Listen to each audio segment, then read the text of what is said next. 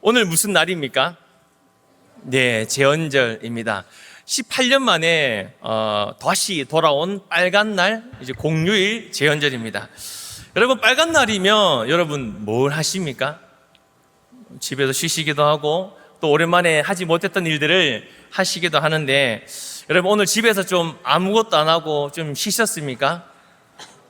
네, 특별히 오늘 여기 다윗 어린이부가 있는데, 여러분 어린이부 제가 질문하겠습니다. 뒤에 우리 김용호 목사님이 잘 지켜보고 계시는데, 여러분 성경학교가 빨간 날보다 좋았던 친구는 아멘?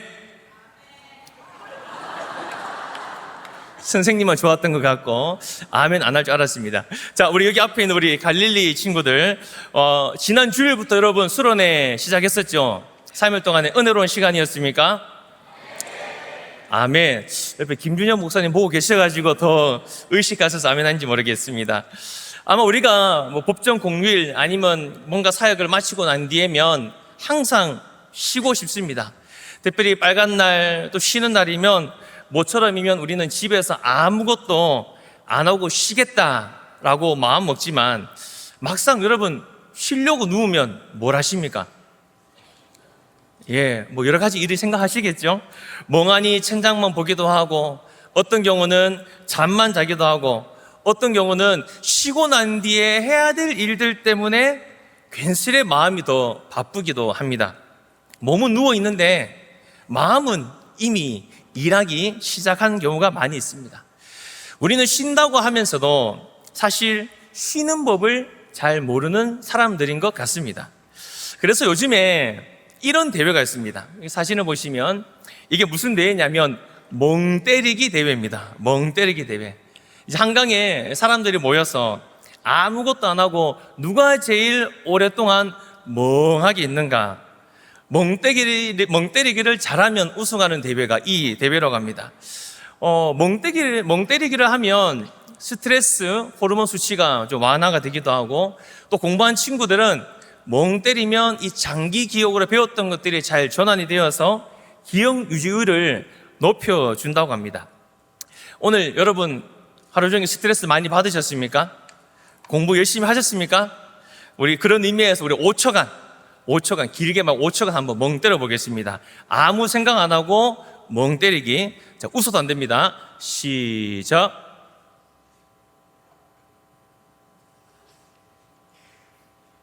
땡. 어떻습니까? 뭔가 좀 스트레스가 풀어지는 것 같습니까? 아니죠.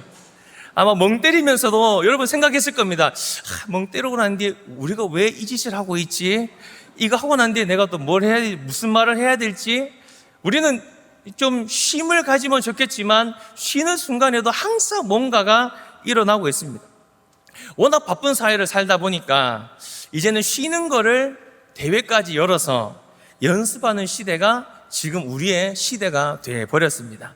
이 말은 우리가 쉴 줄 모르는 사람들이 됐다는 말과도 같습니다. 일을 하지 않으면 뭔가 불안해서 못 견디는 사람들, TV를 보더라도 일을 하고 있고 항상 몰두로 뭔가를 해야지 마음이 놓이는 것, 이것이 어느새 우리의 일상이 되어버린 것 같습니다. 그럼 2000년 전에 예수님은 어땠을까요? 예수님과 그의 제자들도 어떤 삶을 살았을까요? 오늘 본문에 보시면 바쁜 일상 중에 예수님은 12제자를 둘씩 짝지어서 파송을 합니다. 예수님이 그들에게 능력을 주시고 권세도 주시며 전도 여행을 보내게 하셨던 겁니다. 그리고 난 뒤에 제자들이 어떤 일을 했는가? 우리 마가복음 6장 12절 13절 말씀 같이 한번 읽어보겠습니다. 시작.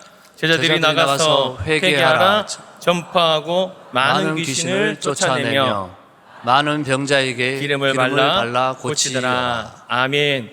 제자들이 파송 받아갔습니다. 주님과 함께 있을 때도 굉장히 바쁜 날을 보냈는데 주님이 또 더 바쁜 일을 그들에게 주신 겁니다.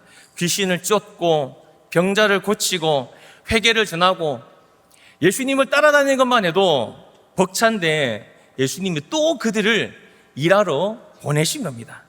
그렇게 한바탕 사역하고 난 뒤에 돌아온 그 자리가 바로 오늘의 본문입니다.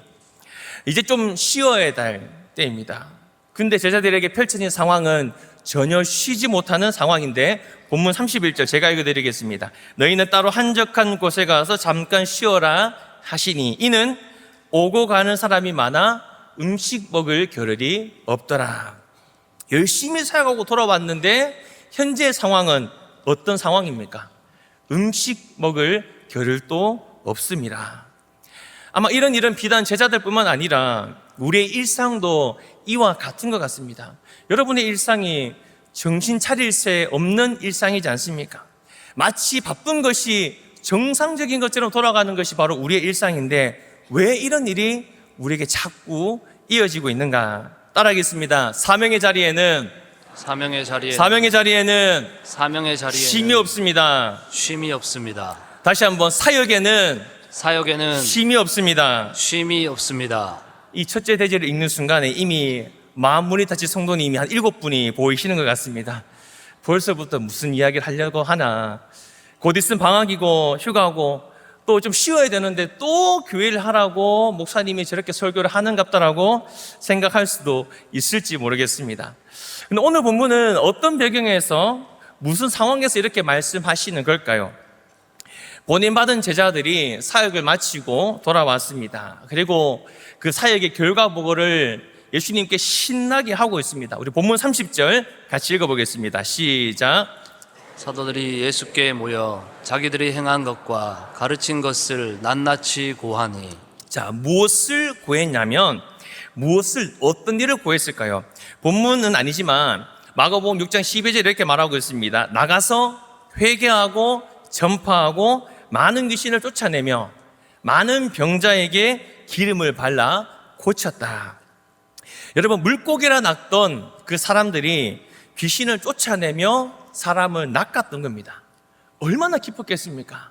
그저 평생을 시골에서 이제 어부일을 하면서 물고기를 낚아야 될 사람들이 이제 주님의 능력을 받고 보냄을 받아서 사람을 낚으니까 뭔가 하니까 되는구나. 귀신이 도망가고 병자들이 낫네. 놀라운 일을 행하기 시작하니까 너무 벅차서 주님께 보고를 하고 있는 것입니다. 사람들에게 손가락질 당하던 아무것도 아닌 사람이 놀라운 능력을 나타내니까 얼마나 기뻤고 감사했겠습니까? 후에 70인의 제자들도 예수님의 보내심을 받습니다. 그리고 그들이 순교를 받고 다시 돌아오고 난 뒤에 이렇게 보고를 합니다. 누가복음 10장 17절 우리 같이 읽어보겠습니다. 시작.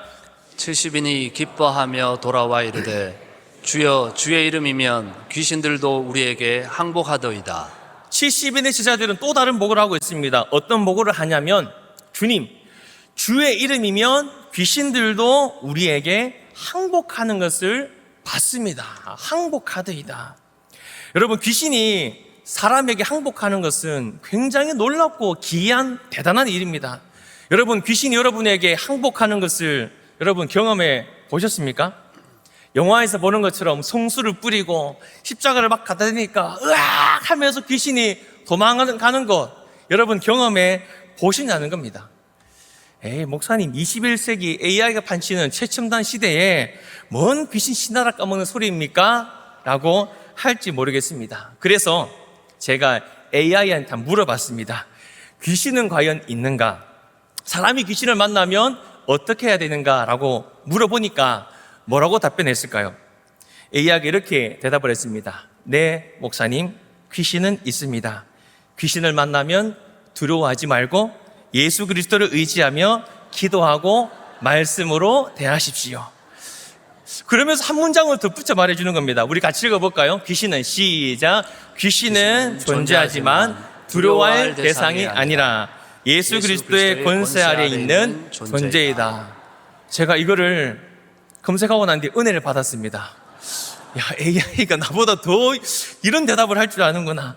근데 이제 이 질문을 하고 난 뒤에 제가 느꼈던 것이 뭐냐면 AI도 귀신이란 존재를 두려워할 대상이 아니다. 이 말은 사람은 누구나 귀신에 대해서 두려움이 생길 수밖에 없구나. 이게 우리의 본능이구나라는 것을 생각하게 되었습니다. 그런데 70인의 제자들의 보고는 주의 이름으로 귀신들도 항복합디다. 너무나 영광스럽고 기쁜 보고를 주님께 하고 있었던 겁니다. 근데 그들의 보고에 대해서 주님은 이렇게 말씀하십니다. 우리 누가복음 10장 18절 읽어보겠습니다. 시작. 예수께서 이르시되 사탄이 하늘로부터 번개같이 떨어지는 것을 내가 보았노라. 아멘. 예수님이 그걸 어떻게 봤을까요? 가까이 있지도 않았는데, 그들과 함께 가지도 않았는데 예수님은 그것을 봤다고 분명히 말씀하고 있습니다. 다 안다. 내가 사탄이 하늘로부터 번개같이 떨어지는 것을 내가 다 지켜보고 있었다. 진액을 쏟으며 귀신과 싸우며 복음을 전한 제자들, 중요한 것은 그들의 모든 것을 예수님이 알고 계시는 것처럼 저와 여러분의 삶도 우리 주님이 다 보고 계시는 줄을 믿습니다. 그러면 다음의 상황은 어떤 상황이어야 될까요? 고생했으니까 이제 좀 쉬면서 회복해야 되겠지. 내가 했으니까 좀 쉬어라. 이게 바로 우리가 듣고 싶은 대답인데, 오늘 보면 31절에 성경이 이렇게 말하고 있습니다. 오고 가는 사람이 많아 음식 먹을 겨를도 없습니다. 예수님의 사역이 얼마나 바빴는지 성경에는 또 이렇게 표현하고 있습니다. 같이 읽어볼까요? 시작. 집에 들어가시니 다시 모임으로 식사할 겨를도 없는지라. 그러니까 예수님의 사역은 사람이 몰리고 일이 밀려들고 밥 한 끼 챙길 틈이 없는 너무나 바쁘고 정신없는 상태였다는 겁니다.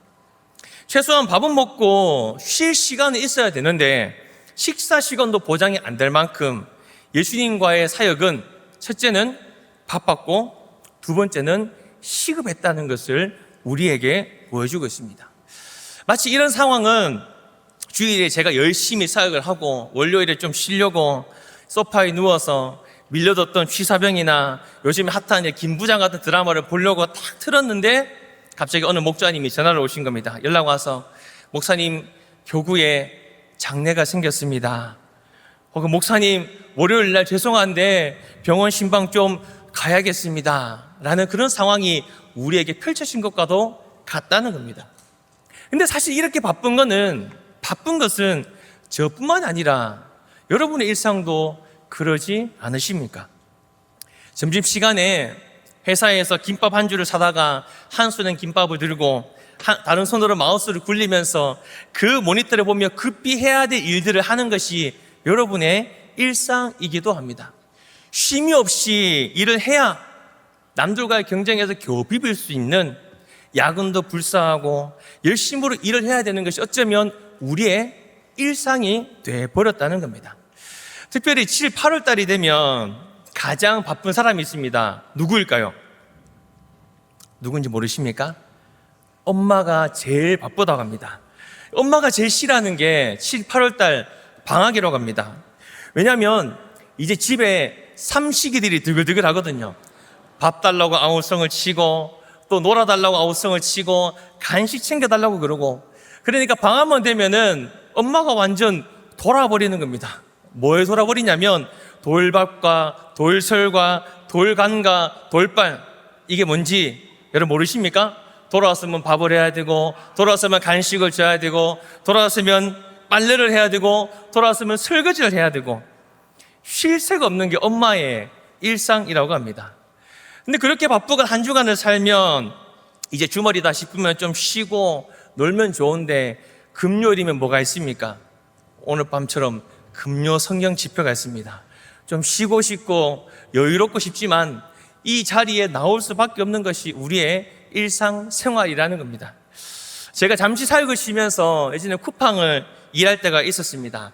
하루 종일 땀 흘려가면서 김밥 하나 한 줄 겨우 먹어가면서 일을 하고 집에 오면, 금요일입니다. 집에 오면 아내가 이렇게 말합니다. 여보, 오늘 금요일이야. 금성 가야지. 그러면 저는 속으로 쉬는 다음날 집에 가서 일도 안 하면서 집에서 편하게 쉬면서 나는 새빠지게 일하고 있는데 라는 그런 것을 내뱉지는 못하고 마음속으로 그렇게 생각했던 적이 한두 번이 아니었던 것 같습니다. 아마 제대로 쉬고 싶어도 쉬지 못하는 게, 쉼이 없는 게 우리 모두의 일상입니다. 먹고 사는 게 힘드니까 바쁘게 살아야 되는 건 알긴 알겠지만 사실 이게 계속되면 언젠가는 나도 퍼질 것 같다라는 그 위기가 우리에게 찾아옵니다. 오늘 본문에 단어 하나가 우리의 일상에 답이 되어집니다. 우리 30절 같이 읽어보겠습니다. 시작. 사도들이 예수께 모여 자기들이 행한 것과 가르친 것을 낱낱이 보아니. 여기 보면 마가복음 전체에서 이 12제자를 사도라고 부르는 것은 딱 여기 한 군데에만 등장합니다. 예수님은 12제자를 향해서 사도라고 부르고 있습니다. 누가복음에도 예수님은 그들을 사도라고 칭하고 부르시는데 누가복음 6장 13절 같이 읽어보겠습니다. 시작. 밝음에 그 제자들을 부르사 그 중에서 12를 택하여 사도라 칭하셨으니. 왜 예수님이 사도라고 그들을 칭했을까요? 사도라는 단어의 뜻은 보냄받은 자들, 다르게 말하면 사명자라는 의미가 있습니다. 처음엔 주님이 그들을 부르셨습니다. 이제는 때가 되어 주님이 그들을 보내시는 겁니다. 보냄받은 자들은 예수님을 사랑해서 예수님을 보내시는 곳에서 그들이 해야 할 일을 쉼없이 그 일을 감당해야 했습니다. 왜일까요? 그 일이 무엇보다 가장 시급하고 중요한 일이었기 때문에. 단순히 돈 때문에 어쩔 수 없이 해야 하는 일이라면 잠시 앉아 쉼을 쉴 수도 있고 회복의 때가 필요할 수가 있습니다. 그러나 하나님이 저와 여러분을 가정으로 보내셨고, 아니면 내가 일하는 직장에 사명자로 우리를 보내셨고, 혹은 하나님이 저와 여러분을 죽어가는 영혼이 가득한 그 암울한 곳에 사역으로 보내셨다고 확신한다면 어쩌면 우리의 사역은 결코 멈추거나 쉴 수가 없다라는 것입니다. 아멘이십니까? 네. 하나님이 우리 모두를 여러분의 가정과 세상 가운데 사명자로 보내셨다.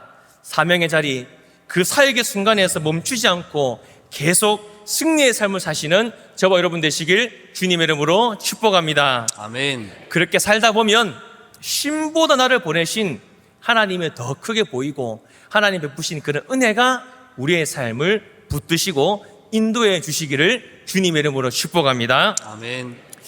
그렇지만 우리는 사람인지라 때로는 쉬고 싶고 때로는 앉고 싶을 때가 있습니다. 어떤 경우엔 반드시 쉬어야 할 때가 우리에게 찾아오기도 합니다. 그럴 때 주님은 우리에게 어떻게 하실까? 따라하겠습니다. 예수님이 먼저 쉬라고 하십니다. 예수님이 먼저 찾아와 우리에게 쉬라고 말씀하십니다. 오늘 본문에 사역에 지친 제자들에게 예수님은 뭐라고 하셨을까요? 다시 일을 시키셨을까요? 우리 31절 읽어보겠습니다. 시작. 이르시되 너희는 따로 한적한 곳에 가서 잠깐 쉬어라 하시니. 예수님은 고생한 제자들을 향해 너희가 열심히 수고했다, 행축으로 고생했다, 그래 너희는 선교도 하고 성경학교도 하고 받은 은혜를 그대로 달려가라고 말씀하시지 않고 한적한 곳에 가서 쉬어라 라고 말씀하십니다. 아까 전에 소개도 하셨지만 저는 쉼없이 일하는 것을 좋아하는, 일하는 것을 굉장히 좋아하는 사람입니다.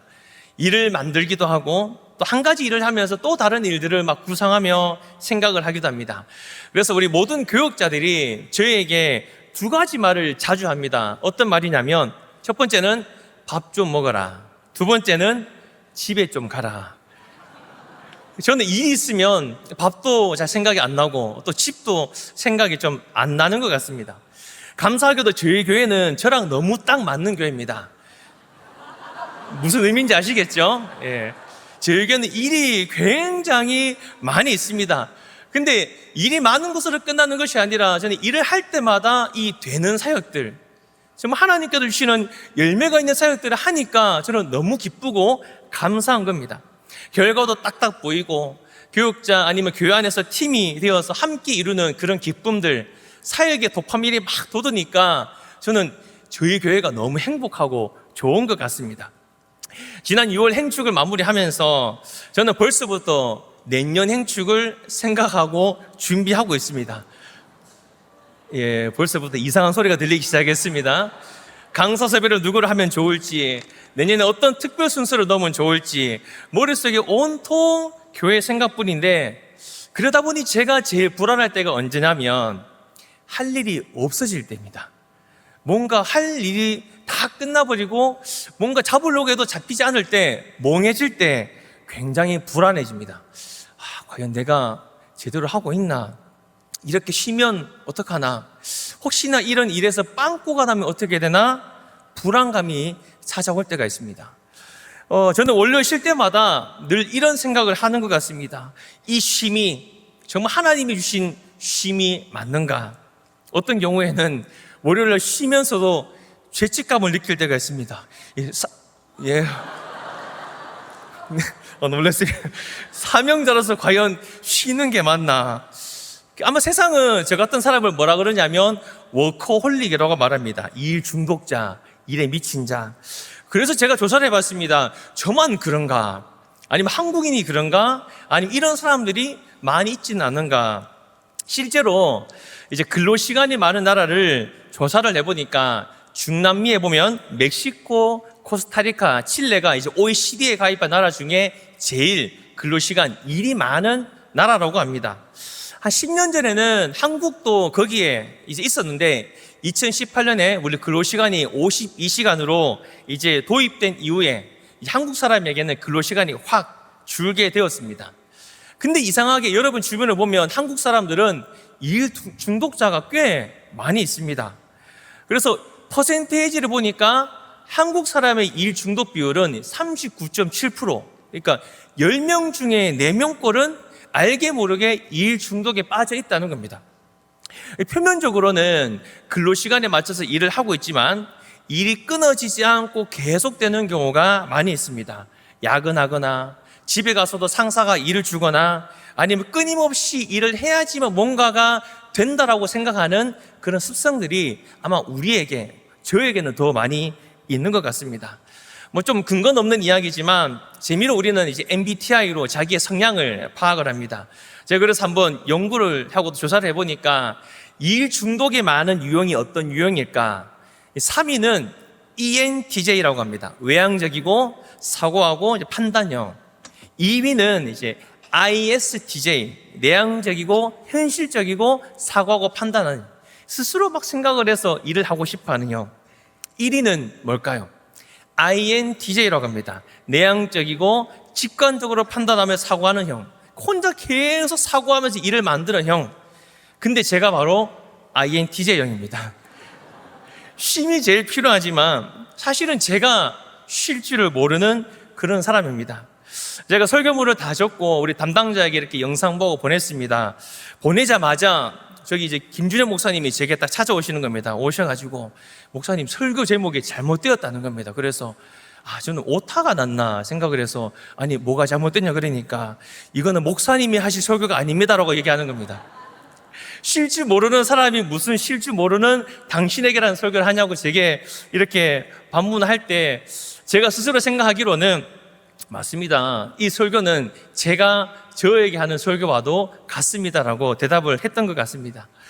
저는 온 가족이 모여 쉴 때에도 한 손으로는 휴대폰으로 일을 하고 한 손으로는 간식을 먹으면서 두 눈은 뭔가를 봐야지 직성이 풀리는 사람입니다. 시간이 그냥 흘러가면 많이 아까워서 그냥 온전한 쉼보다는 뭔가를 하면서 불안한 마음을 달래는 경우가 저의 일상과도 같았습니다. 그래서 여름이 되면 주님은 저에게 강제로 쉼을 주십니다. 휴가로 사역을 잠시 쉬게 하거나 혹은 이제 한국을 벗어나서 선교지를 가게 만들어 버립니다.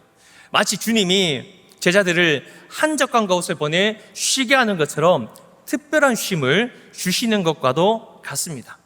오늘 본문에도 그런 상황입니다. 제자들이 저 멀리 복음의 사역을 위해 떠나 있어도 주님의 마음은 항상 그들 가운데 함께 있었던 것입니다. 제자들의 모든 상황들을 주님이 알고 계셨고 알고 계셨기 때문에 그들에게 한적한 곳에 가서 쉬어라고 말씀하십니다. 사랑하는 성도 여러분, 우리 주님이 여러분의 지난 상반기 동안의 모든 사역 또는 훈련 아니면 전쟁 같은 여러분의 일상을 하나님이 이미 다 알고 계시는 줄을 믿습니다.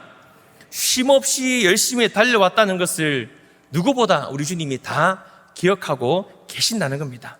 그런 주님이 지금 여러분에게 찾아와 말씀하십니다. 한적한 곳에 가서 좀 쉬어라. 사실 쉬라고 명령하신 주님은 한적한 곳으로 종종 먼저 쉬셨습니다.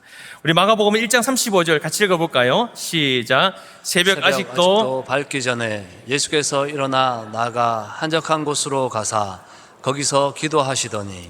바쁜 사역 중에도 예수님은 따로 한적한 곳으로 물러나셨습니다. 거기에서 기도를 하시기도 하셨고 또 다른 사역에 대한 궁리를 하시기도 하셨고 조금 멀어진 시간을 보내시면서 우리 주님도 나름의 쉼의 시간을 가지셨습니다. 우리에게 쉬라고 하시는 분이 먼저 쉬는 법을 지키며 우리에게 보여주셨습니다. 그러니 저를 포함한 우리 모두는 주님의 명령에 따라 쉼도 누릴 줄 아는 사람이 되어야 됩니다. 사랑하는 성도 여러분, 사역만 순종이 아니라 쉼도 순종이라는 것을 믿고 확신하시기를 주님의 이름으로 축복합니다. 아멘. 우리의 모든 것을 아시는 주님이 쉬게 하실 때 우리가 뭘 해야 되겠습니까? 나의 열심, 내 마음의 조급함을 주님께 내려놔야 됩니다. 그리고 주님이 주시는 완전한 평안, 참된 쉼을 누리게 될 때 우리 마음 가운데 영원히 찾아주시는 하나님의 평안이 내게 선물로 주어지게 될 것입니다. 사명의 자리에서 쉼없이 달려가야 하지만 때가 되면 주님이 여러분을 쉬게 하실 겁니다. 주님 주시는 참 평안을 쉼 속에 온전히 누려서 회복과 은혜의 삶이 우리 모두의 삶이 되시길 주님의 이름으로 축복합니다. 아멘. 주님께서 우리에게 쉼을 주시지만 그런데 우리는 세상 사람과는 조금 다른 쉼을 누릴 줄 알아야 됩니다. 어떤 쉼이 참된 쉼일까? 따라하겠습니다. 참된 쉼은 사명의 자리에서 발견할 수 있습니다. 자, 세 번째 대지를 보자마자 또 8분의 성도님이 마음문이 닫히기 시작했습니다. 사역을 하라 했다가 쉬라 했다가 다시 또 일하라 했다가 아마 돌고 돌아서 사명의 자리에서 또 사역하라고 말씀하시는구나라고 생각할지 모르겠습니다. 사실 앞선 이야기는 우리가 다 아는 이야기입니다. 열심히 우리는 사역을 하고 쉼 없이 달려가야 됩니다. 지쳤으니까 때로는 쉬어가는 것도 필요합니다. 근데 우리에게 회복의 때가 필요하고 사역의 내려놓음도 필요하지만 이것이 어떤 쉼이 내게 주어져야 되는가를 우리는 고민해 봐야 됩니다. 오늘 본문에 보시면 32절에 반전이 등장합니다. 제자들이 예수님 말씀대로 순종하며 배를 타고 한적한 곳으로 갑니다. 드디어 쉴 수 있겠다 싶었던 거죠. 근데 33절을 보실까요? 어떤 상황이 펼쳐지고 있습니까? 우리 같이 읽어보겠습니다. 시작. 그들이 가는 것을 보고 많은 사람이 그들인 줄 아는지라 모든 고을로부터 도보로 그곳에 달려와 그들보다 먼저 갔더라. 저는 이 장면을 머릿속으로 막 그려봤습니다. 한적한 곳으로 가라 해서 배를 타고 떠납니다. 떠났더니 갑자기 저 멀리 바닷가 해변가에서 사람들이, 죄송한 표현이지만 좀비처럼 막 따라오는 겁니다. 우리가 저쪽으로 갈 걸 예상하고 사람들이 막 뛰어오고 있는데 33절에 뭐라고 표현하냐면 도보로 그곳에 달려와 먼저 갔더라. 배가 올 것을 알고 그 사람들이 뛰어가서 먼저 그곳을 점령하고 기다리고 있는 겁니다. 제자들의 쉼은 완전히 망해져 버렸습니다. 여러분, 이게 어디 쉴 상황이겠습니까? 쉬라고 해서 조용한 곳으로 갔더니 다시 거기에서 사역이 시작될 수밖에 없는 상황이 펼쳐졌습니다. 그러면 그때 예수님은 그 상황에 대해서 어떻게 하셨을까요? 짜증내셨을까요? 화가 나셨을까요? 34절에 이렇게 말씀하십니다. 우리 같이 읽어볼까요? 시작. 예수께서 나오사 큰 무리를 보시고 그 목자 없는 양 같음으로 인하여 불쌍히 여기사 이에 여러 가지로 가르치시더라. 여기 보시면 목자 없는 양 같음으로 인하여 불쌍히 여기사, 쉼이 깨진 그 자리에서 예수님은 화내지 않으셨습니다. 오히려 어떤 마음이었습니까? 그들을 불쌍히 여기셨다. 창자가 뒤틀릴 만큼의 긍휼의 마음이 바로 예수님의 마음이었던 것입니다. 그리고 예수님은 다시 그들을 가르치십니다. 쉬려고 한 그 장소가 뭘로 바뀌었을까요? 사역의 자리, 사명의 자리로 바뀌었던 겁니다. 그러면 예수님만 그리 하셨을까? 35절 제가 읽어드리겠습니다. 때가 저물어 가매 제자들이 예수께 나와 여짜오되 이곳은 빈들이요 날도 저물어 가니. 저녁 때까지 제자들이 뭘 했던 것입니까? 쉬는 것이 아니라 예수님과 함께 계속 일을 했던 것입니다. 한적한 곳에 가서 예수님이 주시는 사역의 노고를 푸는 쉼을 기대했었습니다. 그러나 큰 무리들 때문에 쉼은 뒤로 하고 다시 사역의 전선에 뛰어들게 된 제자들. 왜 모든 것을 아시는 예수님은 그들에게 쉬라고 말씀하셨을까요? 차라리 그쪽에 가서 다시 일을 하자라고 말했으면 좋았을 텐데 왜 굳이 쉬라고 말을 했을까요? 아니, 얼마 쉬지 못하고 왜 다시 제자들의 사역은 이어지게 될 수밖에 없었을까요? 예수님의 생각한 쉼은 도대체 무엇이었던 걸까요? 예수님은 31절에 한적한 곳, 광야와 같은 단어입니다. 이곳에 가서 잠깐 쉬어라 말씀하셨습니다. 근데 이 쉼이 있는 한적한 곳은 제자들만 있는 곳이 아니라 누구도 같이 있었을까요? 예수님도 함께 계셨던 겁니다. 너희는 이라고 말했지만 예수님은 계속 그들과 함께 하고 계셨던 겁니다. 그러니까 쉼의 주체는 내가 아니라 바로 예수님과 함께라는 겁니다. 근데 반면에 그들 앞에 한 무리가 나타나고 있습니다. 그 무리는 쉼을 빼앗는 무리입니다. 성경은 그들을 어떻게 표현하냐면 목자 없는 양 같다. 그 무리들에겐 뭐가 없습니까? 목자가 없었던 겁니다. 다르게 표현하면 예수님이 그들 가운데 없었던 것입니다. 그러니 그들이 하는 것은 쉬지도 못하고 누군가의 쉼도 뺏으면서 목자를 찾을 수밖에 없었던 그런 무리의 모습들. 쉬려고 했지만 무리들 때문에 쉼을 누리지 못했던 제자들. 그러나 그들에게는 누가 계셨을까요? 예수님이 계셨던 겁니다. 반면에 목자 없는 양같이 이곳저곳 다니는 무리들은 그들이 그렇게 할 수밖에 없었던 이유는 바로 목자가 없었기 때문에, 주님이 없었기 때문에 그들의 인생은 쉼이 없었던 것입니다. 그러므로 쉼은 상황과 환경으로 주어지는 것이 아니라 누구와 함께 있냐에 달려 있는 것입니다. 사랑하는 성도 여러분, 무리들이 몰려와 쉼이 깨진 것 같아도 제자들은 주님과 함께 있었기 때문에 이미 그것만으로도 참된 쉼, 최고의 평안을 누리고 있었던 것입니다. 제자들끼리 보냄을 받아 사역을 했을 땐 쉴 수가 없었죠. 그러나 돌아온 제자들 향해 주님은 뭐라고 말씀하시는 걸까요?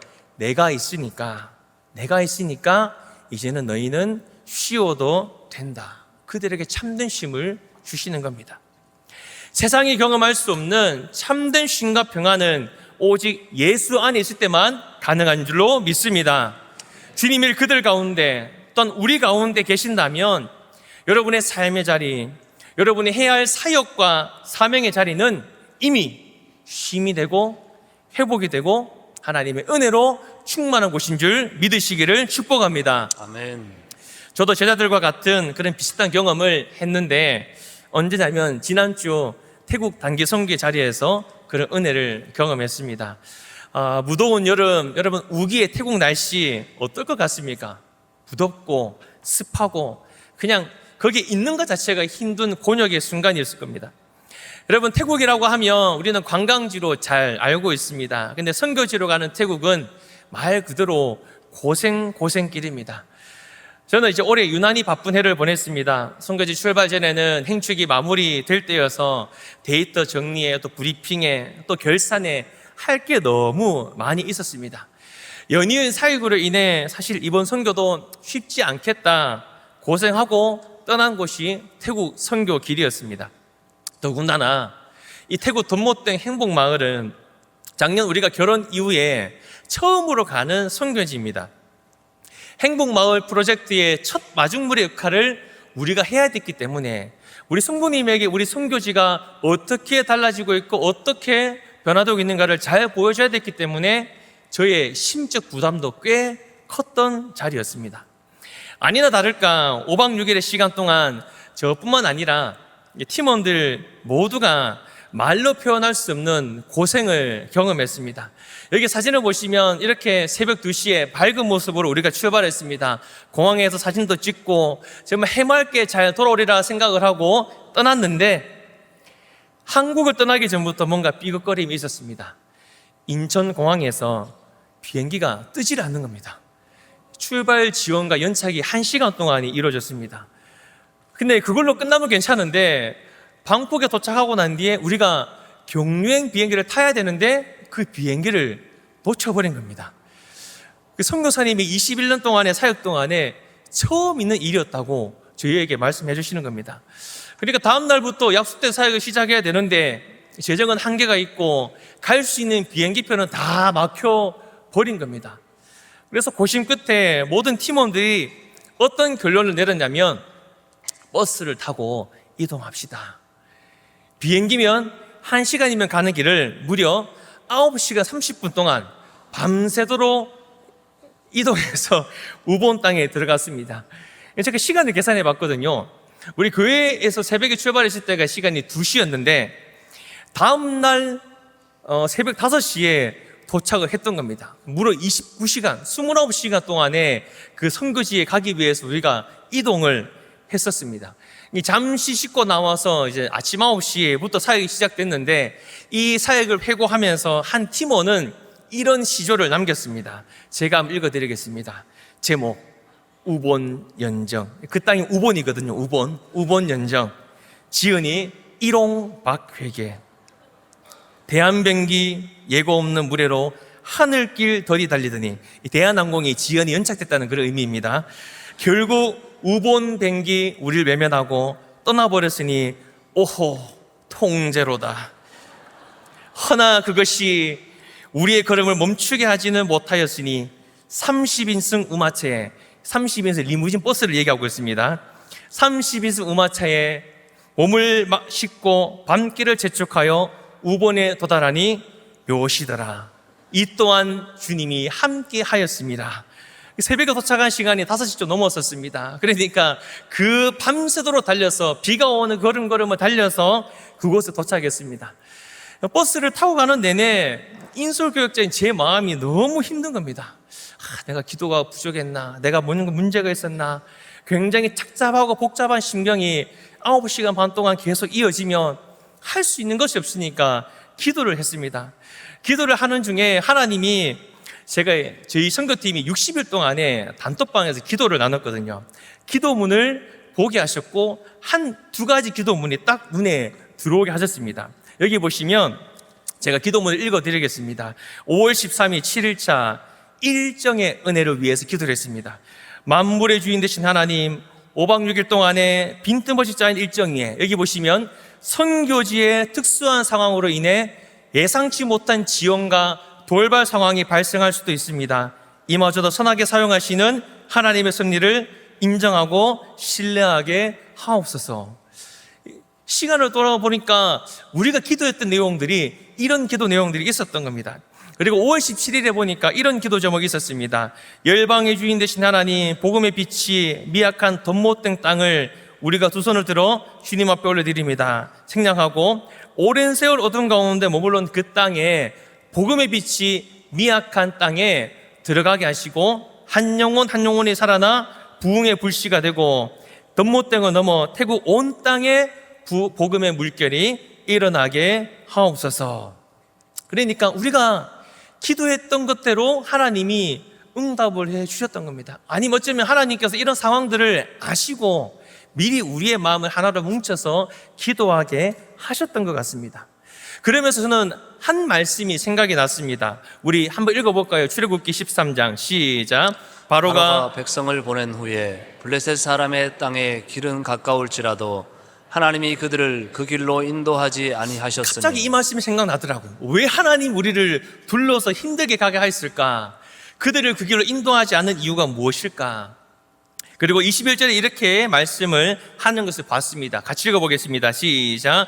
여호와께서 그들 앞에서 가시며 낮에는 구름기둥으로 그들의 길을 인도하시고 밤에는 불기둥으로 그들에게 비추사 낮이나 밤이나 진행하게 하시니. 밤새도록 비가 엄청 많이 내렸지만 하나님이 그 차량 이동 안에 우리를 지키시고 보호하신다는 확신이 분명히 들었습니다. 아마 우리가 한 아동을 위해서 기도를 하고 준비했다면 하나님이 바로 넘어가게 하셨는지도 모릅니다. 그러나 우리가 결혼하고 있는 아동의 변화, 마을의 변화, 무엇보다 태국 땅의 변화를 위해 우리가 기도했기 때문에 하나님이 그 땅을 직접 밟으면서 걸음걸음을 우리를 그곳으로 인도하셨다라는 확신이 제게 분명히 들게 되었습니다. 그러니까 다른 선교팀은 절대로 그렇게 하지 않은 일을 우리가 기도했기 때문에 하나님이 우리의 걸음을 그렇게 인도하셨던 겁니다. 근데 감사하게도 단 한 사람도 불평불만하지 않았습니다. 30대부터 78세 우리 권사님까지 다양한 연령층이 함께 가셨는데 불평하지 않고 불만하지 않고 함께 한마음이 되어서 오히려 차량 이동 중에 뭘 했냐면 감사 챌린지를 올렸습니다. 이것 때문에 감사하고 저것 때문에 감사하고 선교지에서 하나님이 하실 일들에 대해서 기대하면서 감사의 여정이 되었던 것입니다. 첫 출발이 엄청나게 고생스러운 출발이었지만 주님이 함께 하시니까 정말 모두가 평안과 쉼을 누릴 수가 있었던 겁니다. 그러면 사역은 쉬웠을까? 아닙니다. 벌레와 더운 날씨로 정말 쉽지 않았습니다. 그러나 이미 첫 출발부터 하나님이 우리 팀이 마음이 하나가 되게 하셨기 때문에 고생하는 것 이상으로 은혜를 대해 주셨습니다. 앞서 일홍 박회계님의 시조가 이제 우리의 사역들을 또다시 한번 고백을 하고 있는데 제가 읽어드리겠습니다. 급히 조반을 마친 후 한 걸음에 달려가 주님이 맺어주시고 우리의 기도로 품은 귀한 동자들을 만나는 순간 은혜의 문이 활짝 열렸네. 그들의 미소는 하늘이 주신 가장 큰 선물이었으니 이 또한 불력여코이라. 이 또한 기쁘지 아니한가라고 표현하고 있습니다. 10군데 사당에 들러 주님의 사랑을 전하고 주님의 사랑도 노래했네.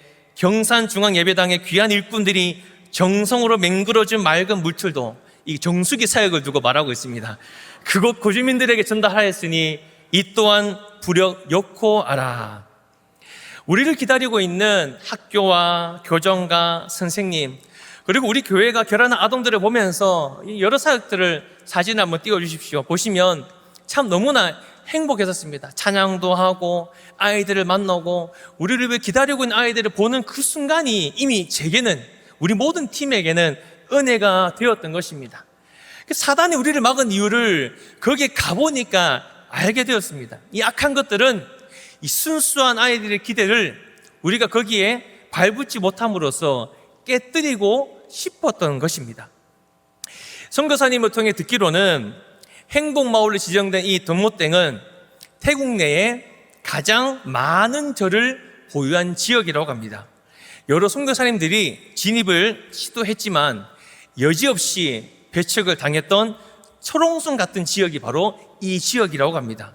심지어 우리가 후원하고 있는 홍성현 선교사님이 이전에 이제 기아대책의 한 선교사님이 들어갔었는데 2달 만에 거기에서 쫓겨난 지역이 바로 덤모땡 지역이라고 합니다. 그래서 하나님은 60일 동안 우리에게 기도하게 하셨고 또 우리 팀이 기도하고 찬양하고 한 그런 사역을 통해 이미 하나님은 그 땅을 복음의 땅으로 준비시키시고 변화시키셨던 것입니다.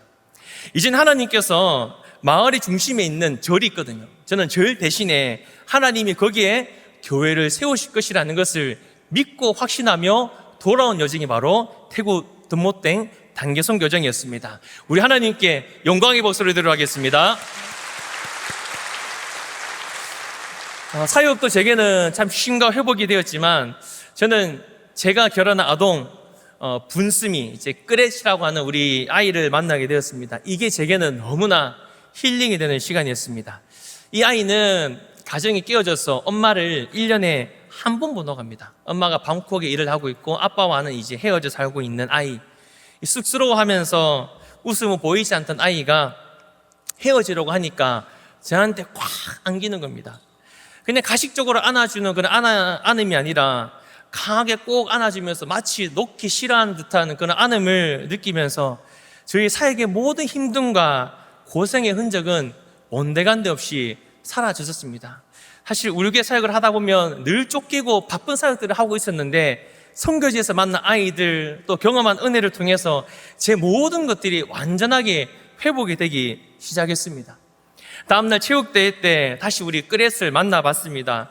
조금은 저를 이제 아는 듯한 눈치를 보이는 건데 번역기로 어렵게 이야기를 하고 아이스크림도 사주고 이 많은 시간을 보내던 중에 크레스이 갑자기 우는 겁니다. 그래서 담임 선생님에게 데리고 가서 애가 왜 우는지를 물어보니까 우리랑 함께 쉬니까 자기 엄마가 보고 싶어서 우는 겁니다. 앞에서는 울진 않았지만 저도 마음속으로 많이 울었습니다. 그리고 다짐을 하게 됐습니다. 하나님이 영적으로 내게 주신 이 아이를 내가 이 아이를 위해서든지 무엇이든지 해주겠다. 사랑하는 성도 여러분, 사역으로 인해 몸은 힘들었지만 주님이 보이신 영혼 또 그 사명의 자리에서 저는 말할 수 없는 쉼과 회복을 누리게 되었습니다. 내가 살아있는 존재, 내가 살아있음을 그 선교지에서 사명의 자리에서 누리게 된 것입니다. 주님이 주시는 쉼은 세상이 줄 수 없는 영적 회복이고 영혼을 살리는 은혜가 되는 줄 믿습니다. 사역의 자리에 주님이 함께 계시면 땀 흘리고 때로는 분주하고 때로는 바쁜 우리의 일상이 있을 수도 있습니다. 그러나 그게 문제가 아니라는 겁니다. 주님 안에서 누리게 되는 참된 쉼으로 인해 우리의 삶이 풍성한 은혜로 채워지게 될 줄로 믿습니다. 말씀을 맺겠습니다. 사랑하는 성도 여러분, 사명의 자리에는 쉼이 없습니다. 뭐든 충성되이 열심히 하면 주님이 먼저 우리에게 찾아와 쉼으로 부르십니다. 아니, 어떤 경우에는 쉼이 없이 계속 우리의 삶을, 사역을 이어가야 될 때도 있을 수가 있습니다. 그런데 그 자리는 단순히 일만 하는 자리는 아닙니다. 주님이 보내시는 그 자리, 주님과 함께 있는 그 자리, 내가 진정 누리려고 했던 참된 쉼이 있는 은혜의 자리가 바로 여러분이 살아가는 일상이고 사명의 자리라는 것입니다. 사랑하는 성도 여러분, 쉼이 필요하십니까? 영적 충전이 필요하십니까? 돈 써서 어디 멀리 갈 곳을 찾지 마시고 주님을 먼저 찾으시기를 축복합니다. 나 혼자 누리는 쉼은 채워지지 않습니다. 그러나 주님이 함께 하시는 쉼은 마르지 않는 은혜로 우리의 삶을 채워주실 것입니다. 오늘 이 밤에 여러분이 기도하는 이 자리가 사역과 일의 자리가 아니라 내 영혼의 쉼터가 되시기를 주 예수님의 이름으로 축복합니다. 아멘. 영적으로 회복하고 충만해져서 다시 뛰어드는 사역과 삶의 자리에서 주님과 함께 매일의 삶을 승리할 수 있는 사랑하는 모든 성도 여러분 되시길 주님의 이름으로 축복합니다.